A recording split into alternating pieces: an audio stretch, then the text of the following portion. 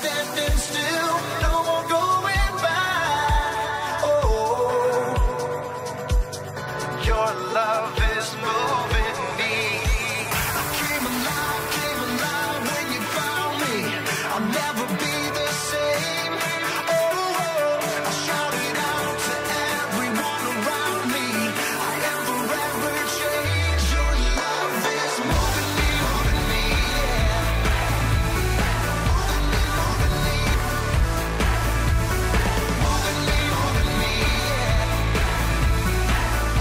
Moving me, I came alive when you found me. I came alive when you found me. I came alive when you found me. I came alive. Your love is moving me. Your love is moving me. Your love is moving me. Your love is moving me. Your love is moving. I came alive when you found me. I came alive when you found me. I came alive when you found me. I came alive when you found me.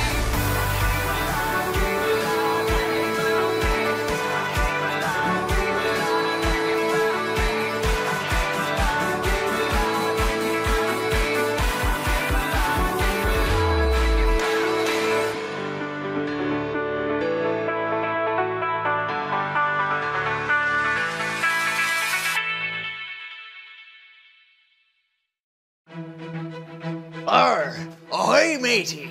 Welcome to Story Lab.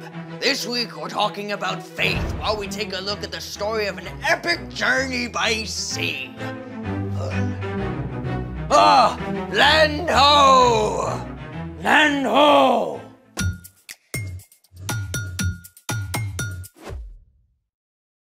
Hey, I'm Carter. And I'm Zeke. We're talking about faith, which is trusting in what you can't see because of what you can see. Even when things fall apart. Especially when things fall apart. Like in today's story. Are we spoiling the story? Well, there's a giant shipwreck. Yep, we're spoiling the story. It's pretty crazy. Waves bashing everywhere, timbers cracking up and snapping apart. We got it. I just think it's an awesome excuse to create our own explosion. Sounds dangerous. Not when we use These. What are they for? an exploding star. Cool. Then let's make it. What? A piece of carpet? Well, this is easier to do on carpet. Where do we start? Well, you're gonna need 5 popsicle sticks. Do they have to be different colors? Nope, but it's more fun that way. You're gonna wanna start by making an A shape with green on the bottom here, red over yellow, just like that. You're gonna wanna keep pressing down on these intersections as we continue on because it's gonna wanna explode a bit too early. You're gonna wanna take this blue stick and slide it under the yellow, over the red, and lock it under that green. Thank you. And then take the purple stick and slide it under the green, over yellow and blue, and lock it under the red. Basically doing the exact same thing as the blue, just on the other side. A star is born. Okay, I'm gonna have to watch that about 7 more times. But first, watch this. Here goes. Whoa! Let's see that again. When popsicle sticks are woven together, potential energy is built up via tension in the sticks. When one end of the stick is released, the potential energy is converted into kinetic energy, flinging the sticks up and out into a chain reaction. Okay, that's super cool, but it happens too fast. And that's why we're making a cobra weave next. Cobra weave? Well, there's a snake in today's story too. To make the cobra weave, we're gonna start with red over yellow, just like the star. Then, take your blue stick and place it over the red stick and under the yellow stick, making kind of a wonky A. Then, take the green stick, place it under the red stick and over the yellow. Make sure to keep it parallel to the blue stick. From here, take the purple, Place it under the blue and over the green. Take the orange and place it under the yellow and over purple. Perfect. And from here, you'll repeat the pattern until you've got a length that you're satisfied with.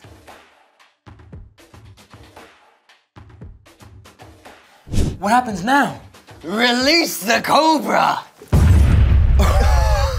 Wow! Oh, I gotta see that again.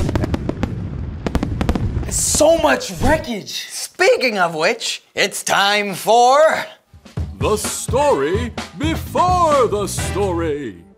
Today, we're in the book of Acts, which tells the story of the early church. But before Acts, way back in the very beginning, out of a deep, deep love, God made an amazing world. But when people turned away from God, the world was broken. God made a plan to draw people back into relationship. So at the right time, God sent Jesus, God's very own son, to live among us. Jesus gave up his life and was killed. But on the third day, he rose to life.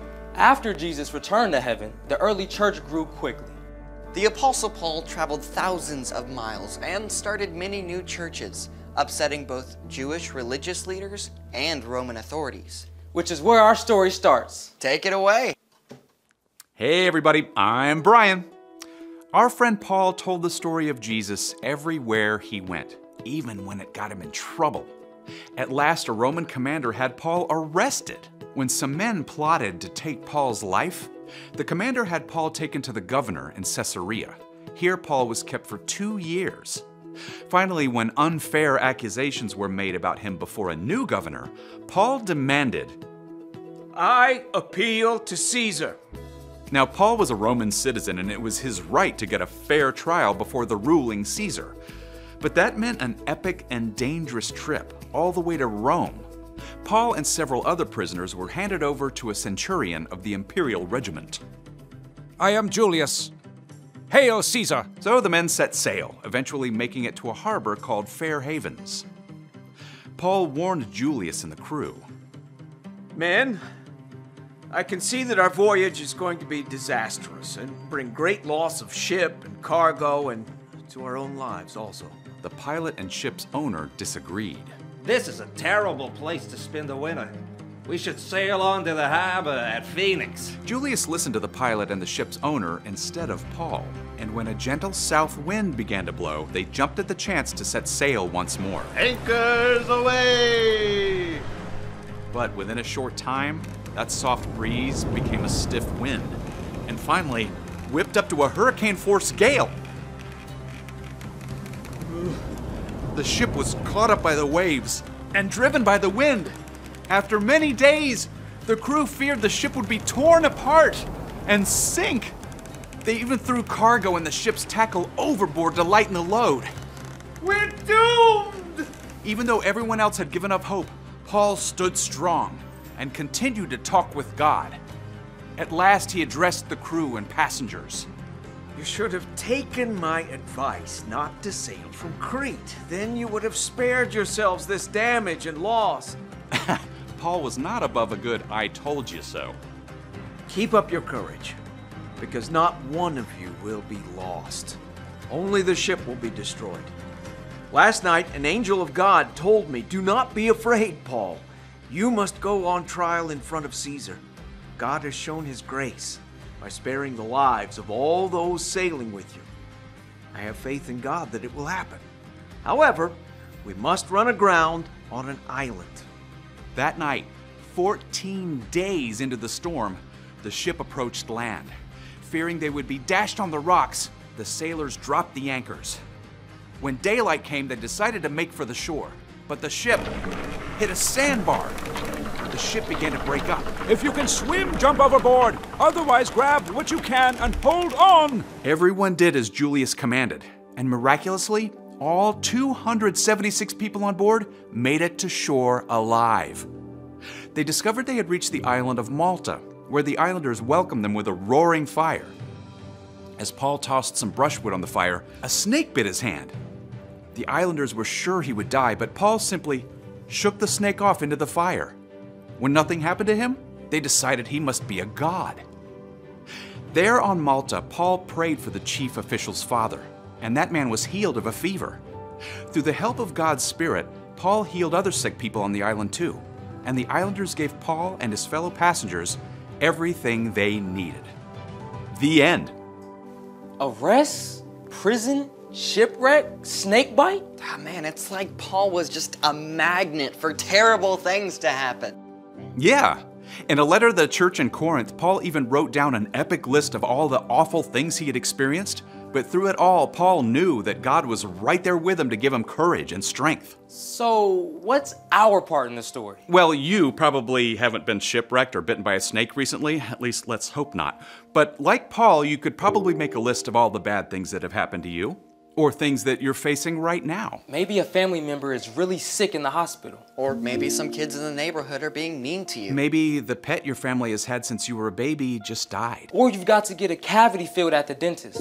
Whatever happens, no matter how bad it is, you can have faith that God is right there with you. Yep, God will never, ever leave you, no matter what. God always loves you and promises to give you the resilience to make it through. When bad stuff happens, keep talking to God.